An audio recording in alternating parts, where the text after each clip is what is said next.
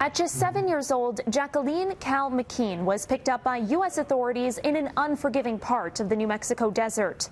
Hours later, she was put on a bus, similar to this one. By the end of the drive, she had stopped breathing.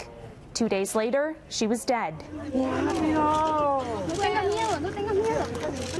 The death of the Guatemalan girl is the latest example of the desperation faced by thousands of Central American families showing up at the U.S.-Mexico border in search of better lives for their children. The girl and her father were part of a group of more than 160 migrants, including 50 unaccompanied children, who crossed the border illegally. Customs and Border Protection says the girl initially appeared to have no health issues, and that her father also claimed she was healthy on a government form. But during the trip to the nearest Border Patrol station, which was more than 100 kilometers away, Caryn got sick and soon stopped breathing. She later went into cardiac arrest and suffered brain swelling at a Texas hospital, where she died last Saturday.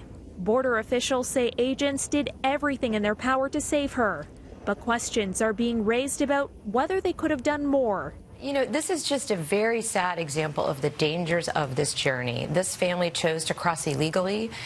What happened here was they were about 90 miles away from where we could process them. They came in such a large crowd that it took our Border Patrol folks a couple times to get them all.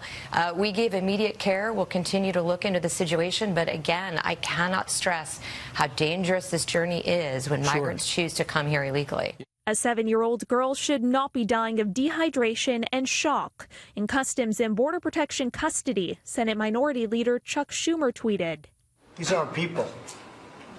These are animals. The organization, Church World Service, says her death is a result of the Trump administration's, quote, immoral war on immigrants. People don't walk thousands of miles unless they are desperate for freedom at the end of their journey. Still, President Donald Trump will not give up the fight over his border wall as the clock ticks towards a December 21st funding deadline. Now, Trump has requested $5 billion for his border wall in funding bills that Congress must pass, including Democratic Senate votes, in order to keep the government open.